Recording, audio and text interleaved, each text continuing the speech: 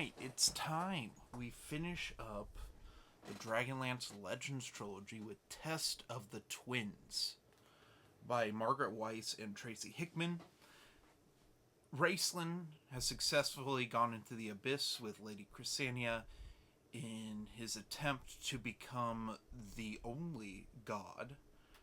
Meanwhile, Caramon and Tasselhoff are sent into a doomed future where Raceland has succeeded in killing everything on Kryn. And he is now at war with Paladin, the god of good, and there will be nothing left for him to rule over. So Caramon and Tasselhoff decide they have to go to the present to make sure he does not come out of the portal from the abyss into the Tower of High Sorcery in Palanthas. Meanwhile, Kitiara is preparing her dragon army to attack Palanthas to aid in Raceland's success. And who's there to stop her? Why, Tanis Half-Elfen is there, because remember Tanis? And this basically ends in like a really crazy battle at the end of this book, with many betrayals that happen. So, what did I think of Test of the Twins? I liked it quite a bit. It's an interesting one, because this is where the time travel kind of starts to get a little funky. I won't fully explain it because it is a spoiler, but the fact that we go into the future and they run into Astinus. For those of you who don't know, Astinus is the first man. He basically has always existed on Kryn solely to chronicle everyone that has ever existed. He just sits there in Palanthas and he writes what are called the Chronicles. He's been a character before. He shows up in Dragons of Spring Dawning, I think is the first time we see him. He may have been in Winter's Night. I'm pretty sure it's Spring Dawning. And he's a minor character, but he is an important character. And running into him in the future and then later the present is a little... There's some funky stuff with that I don't know if it fully works. It's one of those things when you have a time travel story that things just get muddled in the timeline when you just are time traveling all over the place, especially in Dragonlance where Kender, aka Tasselhoff's a Kender. Kender aren't supposed to travel in time. That's like the rules that are set up in Time of the Twins, and that's why it's really bad when Tasselhoff goes back in time with Caramon and Lady Chrysania. And so, yeah, the time travel as aspect in this is more muddled than the previous books were. It's not bad. Trust me on that.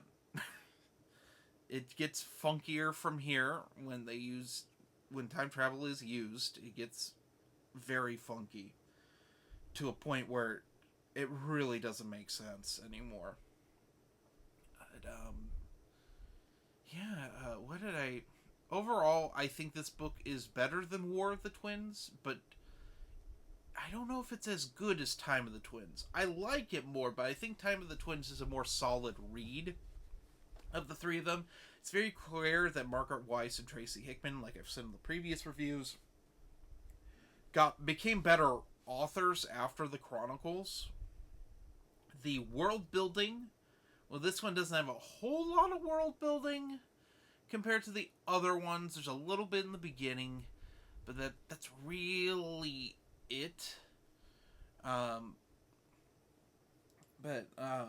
The world building in the Legends trilogy is far more seamless than it was in especially Dragons of Autumn Twilight, but all of the Chronicles prior to this. It's a lot more seamless, and with these being shorter books, it just means that they aren't as drawn out. Chronicles didn't feel super drawn out, but at times it was just like, oh my god, can we get done with the exposition already? So, I like Test of the Twins. I really do. It's a sad one. It's one of those ones where you finish the book and then you just have to sit there for a minute and just go through your feels. It's just sad.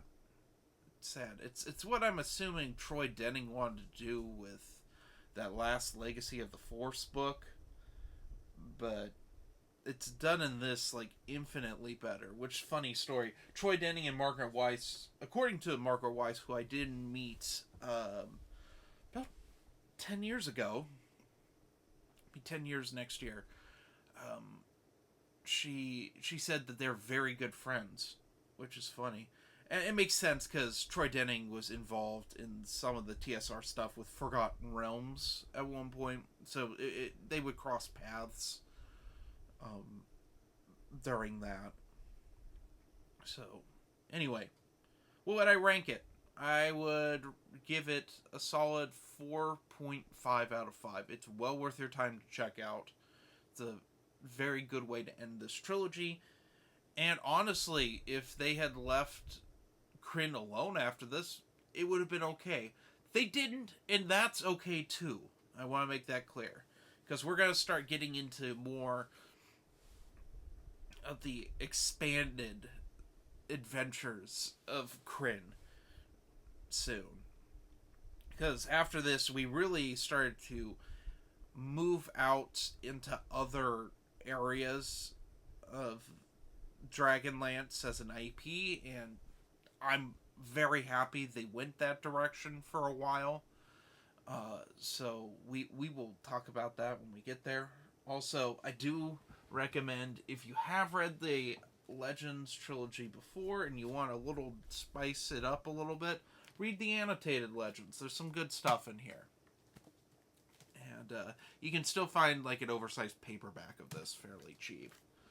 I actually saw hardcovers of this on eBay the other day for reasonable prices as far as Dragonlance hardcovers go. So, anyway, have a nice day.